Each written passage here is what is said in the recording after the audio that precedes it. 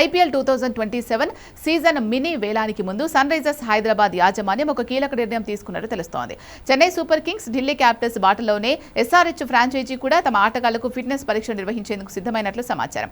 ఆటగాళ్ల ఫిట్నెస్ స్థాయిలను అంచనా వేసి వారిని జట్టులో కొనసాగించాలా లేదా వేలంలోకి విడిచిపెట్టాలా అని సన్ రైజర్స్ నిర్ణయం తీసుకునుంది. సన్ రైజర్స్ హైదరాబాద్ ఐపీఎల్ 2026 లో ప్లే ఆఫ్స్ లోనే తమ ప్రయాణాన్ని ముగించింది. దీంతో ఐపీఎల్ 2027 కోసం బలమైన జట్టును సిద్ధం చేయాలని ఆరెంజ్ ఆర్మీ యాజమాన్యం భావిస్తోంది.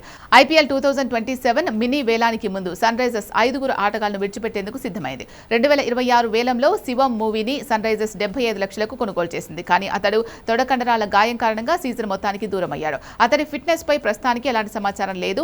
ప్రఫుల్ హింగే, సాకిబ్ హుస్సేన్ వంటి యువ పేసర్లు రాణిస్తూ ఉండడంతో పదే పదే గాయపడే మావిని సన్ రైజర్స్ జట్టు నుంచి రిలీజ్ చేసే అవకాశం ఉంది. అలాగే బిగ్ బాష్ లీగ్ లో అదరగొట్టిన ఆస్ట్రేలియా ఆల్రౌండర్ జాక్ ఎడ్వర్డ్స్ ను 3 కోట్లకు సన్ రైజర్స్ సొంతం చేసుకుంది. కానీ అతడు గాయం కారణంగా ఏడాది సీజన్ నుంచి వైదొలిగాడు. ఆ తర్వాత పునరాగమనంలో దారుణంగా విఫలమయ్యాడు. Major league క్రికెట్లోనూ నిరాశపరిచాడు. దీంతో అతన్ని ఎస్ఆర్హెచ్ జట్టులో కొనసాగించే అవకాశాలు తక్కువ. ఇదిలా ఉంటే జాక్ ఎడ్వర్డ్స్ స్థానంలో ప్రత్యామ్నాయంగా వచ్చిన England veteran pacer David Payne కూడా 2 మ్యాచ్లకే గాయం బారిన పడ్డాడు. కాలి మడమ గాయంతో అతడు సీజన్ మధ్యలోనే వైదొలిగాడు. ఈ క్రమంలో వయస్సు, ఫిట్నెస్ సమస్యల దృష్ట్యా పెయిన్ కు కూడా ఎస్ఆర్హెచ్ గుడ్ బై చెప్పే అవకాశం ఉంది. ఐపీఎల్లో 2 సార్లు పర్పుల్ క్యాప్ విజేతగా నిలిచిన భారత వెటరన్ పేసర్ హర్షల్ పటేల్ గత 2 సీజన్లుగా మాత్రం పూర్తిగా తేలిపోతున్నాడు. ఐపీఎల్ 2025 వేలంలో అతన్ని 8 కోట్ల భారీ ధరకు ఎస్ఆర్హెచ్ కొనుగోలు చేసింది.